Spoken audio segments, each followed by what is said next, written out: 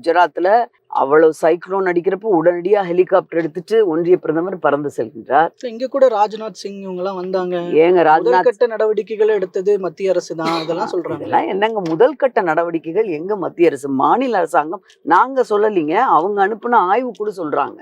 அவர்கள் அனுப்பிய ஆய்வுக்குழு மாநில அரசாங்கம் மிகச் சிறப்பாக உடனடியாக போர்க்கால நடவடிக்கையில் இந்த மிக முக்கியமான ஒரு வெள்ள அபாயத்தை கையாண்டிருக்கிறது. அவங்க கொடுத்த ரிப்போர்ட் 4வது நாள் பெருமளவில் வந்து 3வது நாள்ல மெயின் சிட்டிஸ்ல வெள்ளம் வடிந்து விட்டது. இதெல்லாம் அவங்க கொடுத்திருக்கிற ரிப்போர்ட்.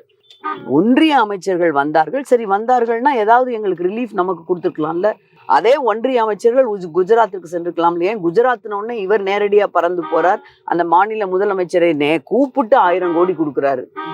அப்போ வந்து நம்ம தமிழ்நாட்டு மக்களை, தமிழக மக்களை, குறிப்பாக தென் சென்னை மக்களை வெள்ளத்தின் பொழுது வஞ்சித்தது ஒன்றிய பாஜக அரசு.